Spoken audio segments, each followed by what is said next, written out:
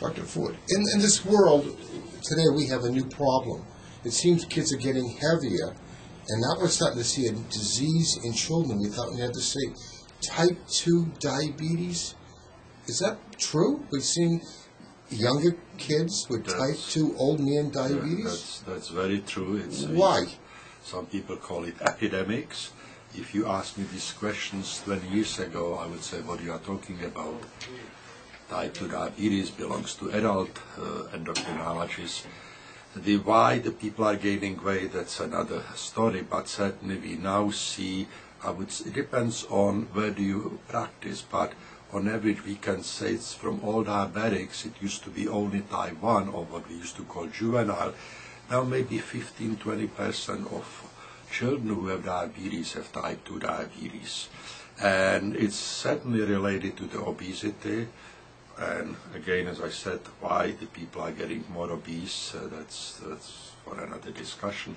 But type 2 diabetes is now considered a clinical diagnosis. We don't see, fortunately, children before the school age, but we see a lot of teenagers who come. Usually they are overweight. Usually there's a strong family history of type 2 diabetes. They have certain physical abnormalities we can detect, and we now routinely test for diabetes, and we can pick up diabetes and institute early treatment. Type 2 diabetes, unlike type 1 diabetes, they don't know about it. They don't have symptoms of like drinking, urinating. They just have elevated blood sugar, and unless you think about it, you will miss it. Type 1 diabetes, on the other hand, it's an easy diagnosis because these children become acutely sick. So if a kid doesn't become overweight and exercises, the chances of getting type 2 diabetes in children is minimized greatly, right? That's correct. Yeah, you have to look at the family history, because we know, you don't know exactly what is the genetic background, but we know that people who have type 2 diabetes, family members, children, are more likely to develop type 2 diabetes. But you said correctly, if the patient is non-obese and exercises, and also depends on the ethnic background.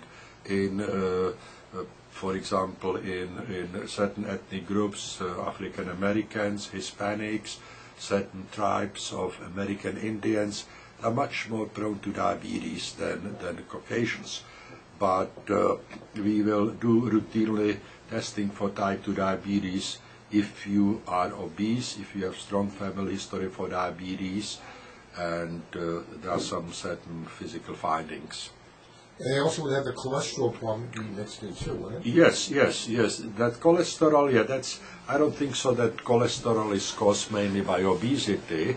It has a lot to do metabolism, and we know that people who are very overweight, they might have normal cholesterol, and people who are skinny, they have extremely high cholesterol.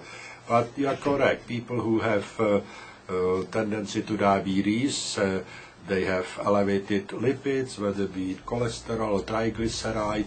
They also have elevated insulin levels. We now call it dysmetabolic syndrome. It used to be called syndrome X, which is part of the whole picture. In other words, in type 2 diabetes, they probably are making insulin, but there's resistance against it being utilized correctly? That's correct. Yeah, type 2 diabetes, classically, it's a little more complicated. It used to be understood that you have enough insulin, actually too much, but there is a resistance to insulin, and so you cannot metabolize glucose properly. But we know that type 2 diabetes involves some insulin deficiency as well, certainly later on. So you have a combination of insulin resistance and probably suboptimal secretion of insulin from the pancreas. And then once that comes together, then you might develop clinical diabetes, which is by definition certain level of blood glucose. So besides dieting and exercise, and you have been diagnosed, how would you treat that? Well, yeah, certainly first step, as you pointed out, is exercise and diet. It's not always easy, but if that will help most people to normalize blood glucose and maybe also to diminish insulin secretion. Exercise is We used to call it invisible insulin. If that doesn't help, then we go to treatment, medical treatment, and that usually for most pediatric endocrinologists, that would involve the use of oral anti-diabetic agents like metformin, also named glucophage. There are many other drugs, but not really tested in pediatrics. Actually, none of these drugs are approved for the use by FDA, but it's used quite commonly.